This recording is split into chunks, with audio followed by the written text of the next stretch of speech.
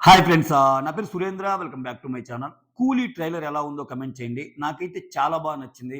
ఇంకొకటేంటంటే కానీ ప్రతి క్యారెక్టర్ ఇక్కడ టూ మెనీ మెయిన్ క్యారెక్టర్స్ ఉండటం మూలన, ఆ మెయిన్ క్యారెక్టర్స్‌ని ఎలివేట్ చేయటం, ఆ మెయిన్ క్యారెక్టర్ ఎవరేంటి అని చెప్పటం కొంచెం ఫెయిల్ అయినట్టు అనిపించొచ్చు ట్రైలర్‌లో. కానీ అది అది కష్టం.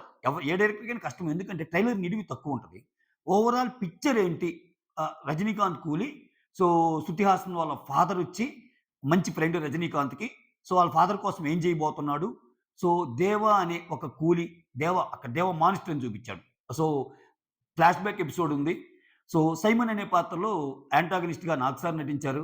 సో, ఇక్కడ చూస్తే ఈ క్యారెక్టర్స్‌ని తీసుకోవటం కూడా చాలా సూపర్బ్‌గా తీసుకున్నారు. అంటే పర్ఫెక్ట్ పాన్ ఇండియా మూవీ అని ఎందుకు అనొచ్చంటే మనం కథతో పాటు ఇక్కడ చూడండి తమిళ్ నుంచి రజనీకాంత్, సత్యరాజ్ గారు కట్టప్ప ఈళ్ళిద్దరున్నారు.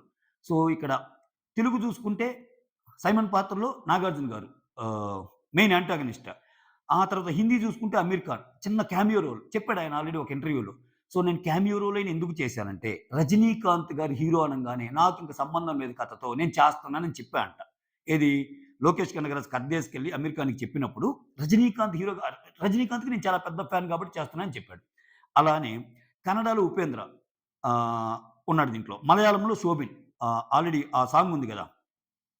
పూజా హెగ్డేతో సాంగ్ 'మోనిక'. మొన్న ఆ సాంగ్‌లో అల్లాడిచ్చాడు. ఆయన ఎక్స్‌ప్రెషన్స్ గాని అవన్నీ.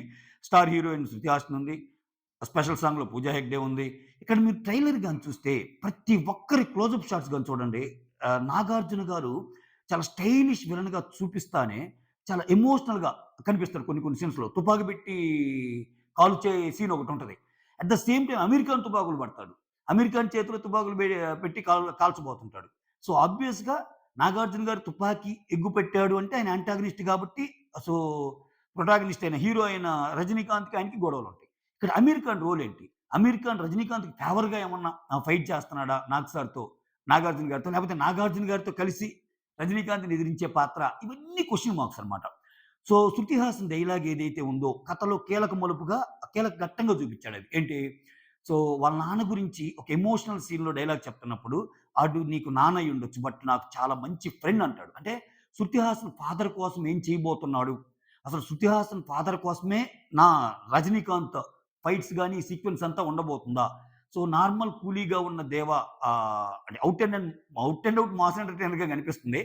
సో, నార్మల్ కూలీగా ఉన్న 'సో, ఫ్లాష్ బ్యాక్‌లో ఏంటి ఆయన క్యారెక్టరు? 'శృతి హాసన్' ఫాదర్ కోసం ఎలా మారబోతున్నాడు? అగైన్ ఇక్కడ 'శృతి హాసన్' ఫాదర్ సత్యరాజా? ఉపేంద్రనా? దీంట్లో చాలా క్లూస్ వదిలాడు. ఏమన్నాడు? సో, వీళ్ళు సడెన్‌గా ఇంత పెద్దోళ్ళయ్యారంటే ఏదో రీజన్ ఉంటది అని చూపించినప్పుడు, నీకు 'నాగార్జున' గారిని 'అమీర్ ఖాన్' షాట్‌లేస్తాడు. సో, అంటే వాళ్ళేదో చేస్తున్నారు అన్నట్టు. లేకపోతే ట్రైలర్‌లో అలా కట్ చేసి, వాళ్ళ వెనక ఏదో ఉందని జెప్పి 'రజనీకాంత్' గురించే జెప్పే ప్రయత్నం చేశాడు. ఆయన నార్మల్‌గా అలా కనిపిస్తున్నాడు గానీ, ఆయన వెనక ఏదో ఉంది. సో, ఇవన్నీ మనము ఆగస్ట్ 14 దాకా వెయిట్ జేయాలి. మొత్తానికైతే మాత్రం ఒక బజ్ క్రియేట్ చేయటంలో ఒక అంటే చూడండి ఇక్కడ 'శోభిన్' అసల మలయాళంలో ఎంత మంచి నటుడాయన. 'ఉపేంద్ర' ఆ కళ్ళు గడగడ గడగడ తిప్పుతాడు చూసారా? ఇట్లా at the same time 'Nagarjuna' గారి స్టైలిష్ యాక్షన్ అనేది చూపిచ్చాడు.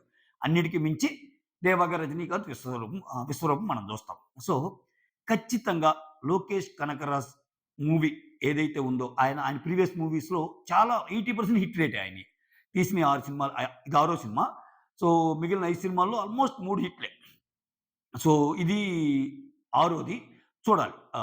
కాకపోతే ఒక బ్రాండ్ అనేది క్రియేట్ చేసుకున్నాడు. 'లోకేష్ కనకరాజ్' సినిమా అంటే ఈరోజు ఇండియాలో ఉన్న ప్రతి స్టార్ హీరో ఆయన డైరెక్షన్‌లో చేయడానికి ఉవ్విళ్ళూరుతున్నారంటే అతిశయోక్తి కాదు. ఆ రకమైన ఇంపాక్ట్ క్రియేట్ చేశాడు.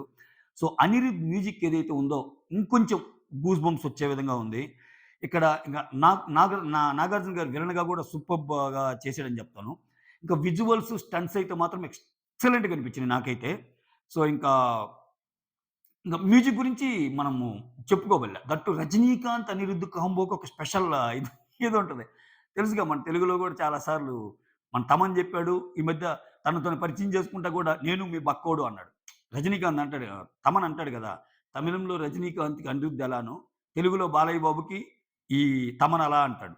అంటే తమిళంలో రజనీకాంత్‌కి ఆ బక్కోడు ఎలానో మ్యూజిక్ డైరెక్టర్, తెలుగులో బాలయ్య బాబుకి బండోడు అలా అంటాడు. అంటే బక్కోడు అనిరుద్, బండోడు నేనని. సో, అంటే అంత అంత ఫేమస్ ఆ combo. Rajinikanth, Anirudh combo. So, మొత్తానికైతే ఇంతమందిని పెట్టి ఒక మూవీ తీయటము దట్టు ప్రతి మూవీకి, ప్రతి క్యారెక్టర్‌కి ఒక స్పెషాలిటీ ఉండటమనేది చాలా కత్తిమేసాము. దీన్నెలా డీల్ చేసాడనేది ఆగస్ట్ 14 దాకా వెయిట్ చేయాలి. ట్రైలర్ అయితే చాలా నీట్‌గానే అనిపించింది నాకు. సో, ఇంకొకటేందంటే ఒక క్యారెక్టర్ కనిపించకుండా పోయినట్టు చూపిస్తాడనమాట. ఆ క్యారెక్టర్ ఎవరు? ఉపేంద్రనా? లేకపోతే ఇంకెవరనేది చూడాలి. సో, ఆ క్యారెక్టర్ కనపడకుండా పోయిందని. అందుకే గదా! విలన్ గూడా అదొకటి క్యారెక్టర్ కనపడకుండా పోయేదొకటి చూపిస్తాడు. ఇంకోటేందంటే ఇంతమందిలో ఒక ఇన్ని హండ్రెడ్స్ ఆఫ్ మెంబర్స్‌లో ఆ కూలీ ఎవడో నాకు తెలియాలి అంటాడు 'సోబిన్'. సో, అంటే అక్కడ పని చేస్తున్నోళ్ళలో కూలీగా ఆబ్వియస్‌గా రజనీకాంతే గదా! 'కూలీ' టైటిల్ రోల్ ఆయనదే గదా! సో, ఇయన్నీ ఏందంటే కొంచెం ఎంతూని పెంచే విధంగానే ఉన్నాయి. సో, యాక్టర్స్ గూడా మహామహోళ్ళు మామూలోళ్ళా?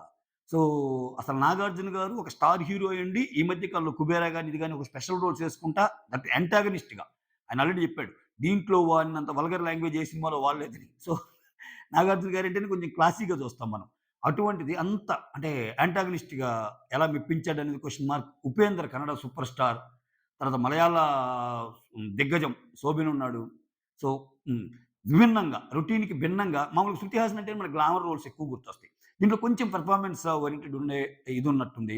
ఇంక 'సత్యరాజ్' గురించి చెప్పలేదు మనం. Superb actor. వీటన్నిటికి మించి 'రజనీకాంత్' కరిష్మా ఏదైతే ఉందో అంటే ఒక విషయం మాత్రం చెప్పాలండి. ఎంతమంది హీరోలున్నా 'రజనీకాంత్' స్వాగ్ ఏదైతే ఉంటదో ఈ ఏజ్‌లో గూడా సో, 'రజనీకాంత్' అంటే స్క్రీన్ మీద కనపడి ఒక యాక్ట్ చేస్తే కొన్ని కోట్ల మంది దాన్ని యాక్సెప్ట్ చేయాలంటే that's not an easy task. దానికి చాలా పవర్ ఉండాలి. అంటే నువ్వు ఏది చేసినా ఇట్లా అని సిగరెట్ ఏసినా, లేకపోతే ఇట్లా అని టవలేసినా, ఇట్లా అని చెప్పి డోర్ లాగినా ఏదైనా గాని. సో, అది ఒక్క 'రజనీకాంత్‌కే' సాధ్యం అనమాట. ఆ స్వాగ్ అయితే కొట్టొచ్చినట్టు కనపడింది.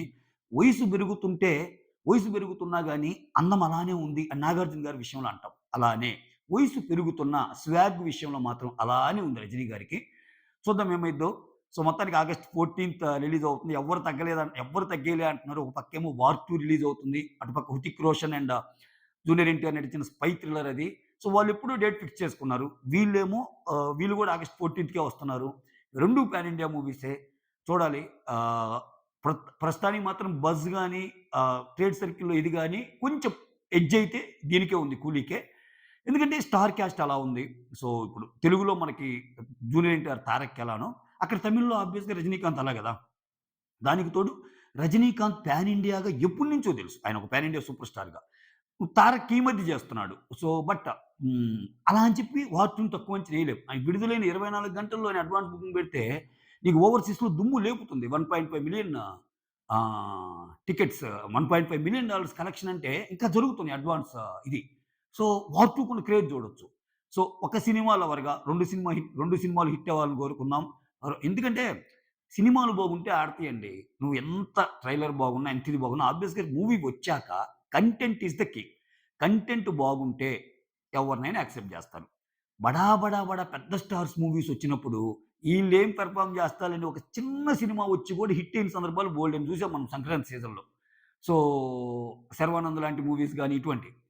సో, బీయింగ్ మూవీ లవర్ 2 సినిమాలు హిట్ అవ్వాలని కోరుకుందాం. సో, మొత్తానికైతే stylish, mass, out and out మూవీగా నాకనిపించిందనమాట. మీ కామెంట్ ఏదో చెప్తుంది. That's all. Thank you so much. Signing off మీ సురేంద్ర.